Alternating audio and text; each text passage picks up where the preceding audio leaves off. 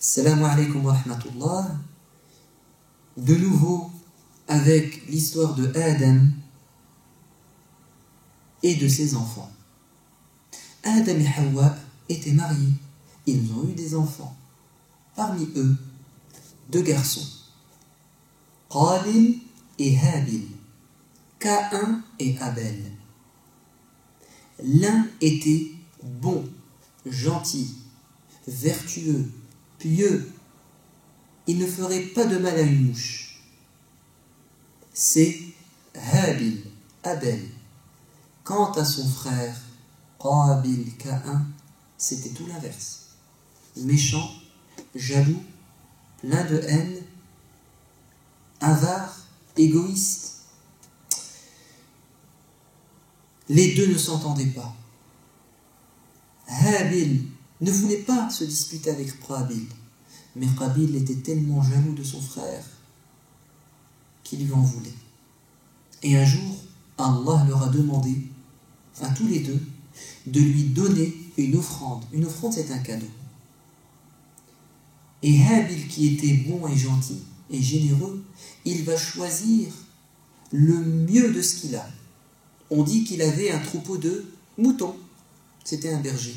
Il a choisi le plus beau mouton, le plus gras et gros, et il l'a donné à Dieu. Quant à son frère, qui était avare,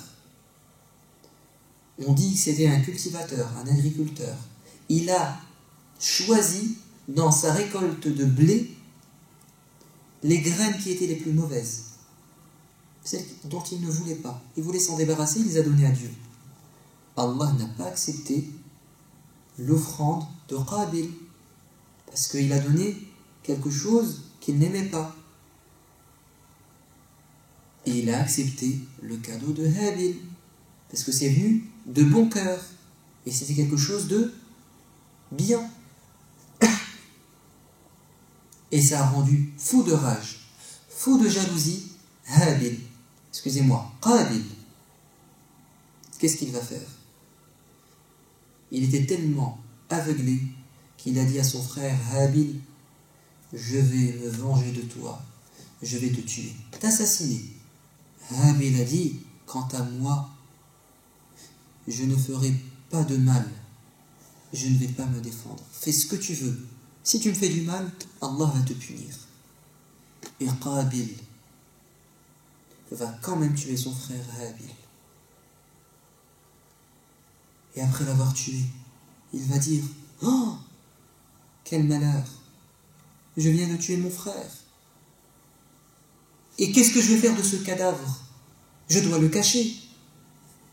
Et Allah a envoyé un corbeau. Ce corbeau a creusé la terre et il a enterré un autre oiseau.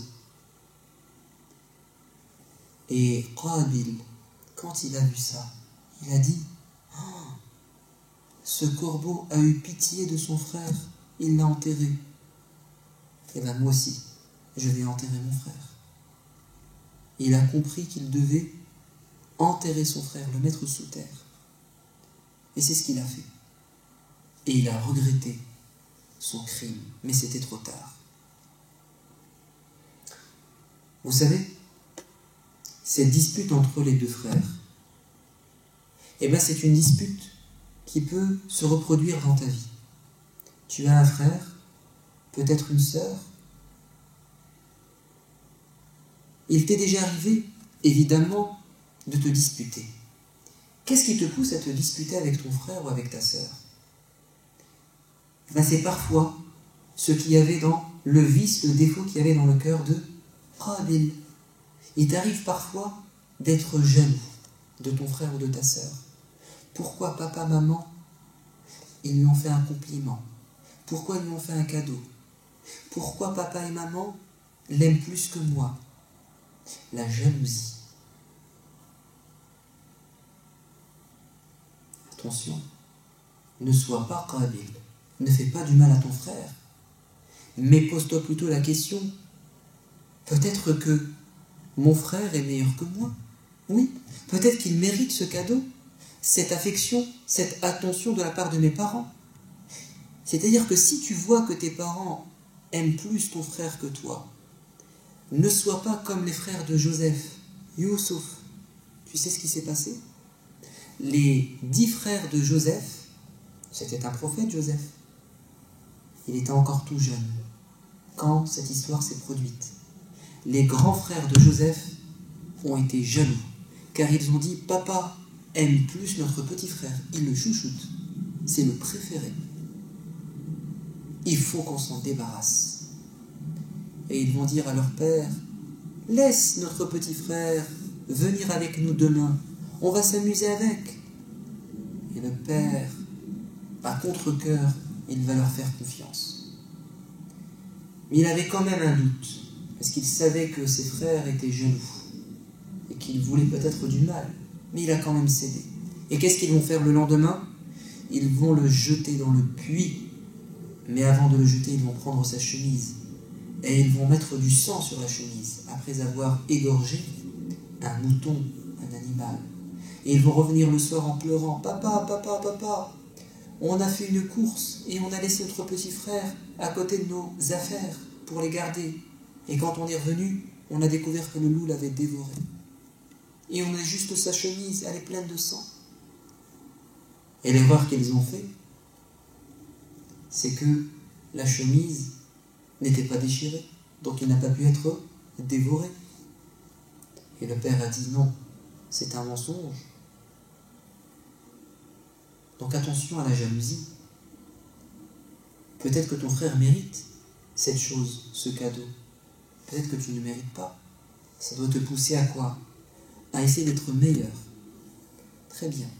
Parfois, ce qui crée une dispute entre toi et tes frères et tes sœurs, c'est que tu te dis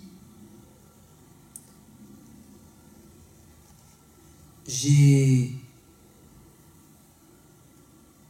fait ou je lui ai plutôt demandé de faire quelque chose et il ne l'a pas fait. Je lui ai demandé un service et il ne me l'a pas rendu. Je lui ai fait confiance et il m'a trahi. » Et ça enclenche une dispute. Attention, ne sois pas aveuglé par la colère. Peut-être que ton frère ou ta sœur n'ont pas eu le temps de faire ce que tu as demandé. Peut-être qu'ils ne voulaient pas le faire. Peut-être qu'ils se vengent, tu leur as fait du mal et ils te rendent l'appareil.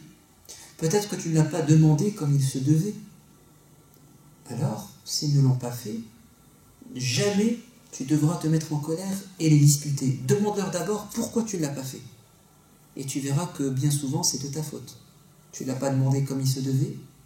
Ils te disent, parce que toi, tu ne m'as pas fait ce que je t'ai demandé, donc... Écoute bien cette histoire. Moussa, le prophète Moïse, il a été appelé par Dieu. Allah lui a dit, je te donne rendez-vous sur la montagne At-Tour. Je veux te révéler ma parole, te donner des tablettes, comme aujourd'hui le Coran. Il faut que tu viennes chez moi, auprès de moi sur la montagne, pendant 30 jours, un mois complet. Et Moïse, c'était lui le chef de sa tribu, de son peuple. Et il devait donc laisser quelqu'un à sa place. Et il a laissé son frère, Haroun, son petit frère. Il lui a dit, Haroun, je m'en vais pendant 30 jours. Je te confie une mission. Tu dois essayer de faire en sorte que le peuple ne s'égare pas, ne fait pas de bêtises. Car ils peuvent oublier Dieu et adorer les statues. Je te fais confiance? Haroun a dit, ne t'inquiète pas. Moussa a disparu pendant 30 ans. Pendant 30 mois. Qu'est-ce qu'ont fait les gens qui étaient avec Haroun? Il y a un homme qui s'appelait le Samaritain, As-Samiri. Quand il a remarqué que Moïse n'est pas venu le 30e jour, qui s'est retardé le 31e jour, le 32e jour, vous savez ce qu'il a fait? Il a dit, Moïse vous a menti, il vous a abandonné. Tout ce qu'il nous a dit, c'était un mensonge, c'était un menteur. Il n'y a pas de Allah, il n'y a pas de Dieu. Donnez-moi tout votre or et votre argent, les bijoux que vous portez. Il les a fait fondre et il a façonné, fabriqué un veau en or. Et il a dit, c'est lui votre Dieu. Et Haroun leur a dit, mais qu'est-ce que vous faites? Moïse va revenir, c'est pas un menteur. Et notre Dieu, c'est Allah. Pourquoi vous adorez un veau? Et il y a une partie des gens qui ont quand même commis cette erreur. Et il était entré en conflit avec eux, et ils lui ont dit, si tu ne te tais pas, tu ne laisses pas tranquille, on va te tuer. Allah a demandé en fait à Moïse de rester 10 jours de plus, 40 jours. Et quand il est revenu, il avait dans les mains la parole de Dieu, les tablettes. Quand il a vu les gens en train d'adorer le veau, il a jeté les tablettes par terre, elles se sont brisées. Et sous la colère, qu'est-ce qu'il a fait? Parce qu'il s'est dit que c'était de la faute de son frère. Il l'avait mis en garde, il lui avait dit, tu dois faire attention qu'il n'adore pas les statues. Pour lui, il n'a pas fait ce qu'il lui avait demandé. Sous la colère, il s'est jeté sur son frère, il lui a attrapé la tête, la barbe, et il l'a secoué. Et son frère lui a dit, mais non, mais non, mais non, calme-toi, calme-toi. J'ai essayé, mais ils m'ont empêché, ils m'ont même menacé de me tuer. Et quand il s'est calmé, il a demandé à Dieu de lui pardonner et de pardonner à son peuple. Donc si ton frère ne te rend pas service, pose-lui la question pourquoi. Peut-être qu'il a une excuse, un prétexte. Ne laisse pas la colère t'envahir. Parfois, ce qui cause la dispute entre frères et sœurs, c'est que tu dis, mon frère ne m'a pas rendu ce que je lui ai prêté. Il ne m'a pas donné ce qui m'appartient. Et ça crée une dispute. C'est ce qui s'est passé entre deux frères, à l'époque de Daoud, le prophète David. Le prophète Daoud, c'était un roi, un juge et un prophète. Il avait l'habitude de s'occuper des problèmes des gens, de régler leurs différends. Et il avait également l'habitude de se retirer dans sa petite mosquée, son sanctuaire, son temple pour adorer Dieu. Et un jour, alors qu'il était en train de lire la parole de Dieu, seul dans sa petite mosquée, voilà que deux étrangers entrent dans la mosquée par effraction, sans autorisation, en sautant au-dessus du mur. Oh, Daoud a peur. Des inconnus qui entrent comme ça, un improviste. Et ils lui disent, n'aie pas peur, Daoud, nous sommes venus parce qu'on a un problème. Et l'un des deux frères prend la parole et dit, oh Daoud, j'avais une brebis, mon frère en avait 99, la brebis c'est la femelle du mouton. J'avais une brebis, mon frère en avait 99, il m'a demandé de lui prêter ma seule brebis, mon unique brebis, c'est ce que j'ai fait, et il a insisté pour que je lui prête, et il ne veut plus me la rendre. En fait, il lui a volé sa brebis. Il en a maintenant 100, son frère en a 0. Daoud entend ça, il réagit en condamnant l'autre, en lui disant, c'est pas bien ce que tu as fait, c'est injuste. Tu lui as pris la seule brebis qu'il avait, tu ne veux pas lui rendre, mais c'est grave. Et ensuite, il va se prosterner et demander pardon à Dieu. Vous savez pourquoi? Parce qu'il n'a pas écouté cette personne qui était accusée. Peut-être que ce n'était pas vrai. Peut-être que celui qui a parlé était un menteur. Et effectivement, ces deux personnes étaient des anges qui étaient venus le tester. C'était juste une mise en scène, une pièce de théâtre, pour lui dire, oh Daoud, quand des gens se plaignent, tu dois entendre les deux personnes. Celle qui a commencé et aussi celle qui s'est tue. L'accusé et l'accusateur. Donc, si ton frère ne t'a pas rendu ce qui t'appartenait, laisse-lui le temps de se défendre. Peut-être qu'il l'a oublié, peut-être qu'il considère que c'est le sien, il se trompe. En tout cas, évite les disputes. On doit tirer de l'histoire des fils de Adam la gravité de la dispute entre frères et l'importance de s'entendre. Et si tu es le grand frère ou la grande sœur, c'est toi qui dois faire des efforts. Parce que tu dois montrer l'exemple. Et sache que si tu es comme ça, Allah va t'aimer. Et tu seras comme Habil, le meilleur des deux.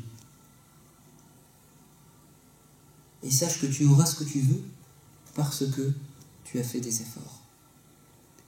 Voilà ce qu'on pouvait dire sur Adam et son épouse Hawa et sur les deux enfants, Qabil et Habil. J'espère que ces histoires t'ont plu et j'espère que tu en as tiré des leçons. La leçon à retenir, c'est évite de te disputer avec ton frère ou avec ta sœur. À bientôt, Inch'Allah. Salam alaikum wa rahmatullah.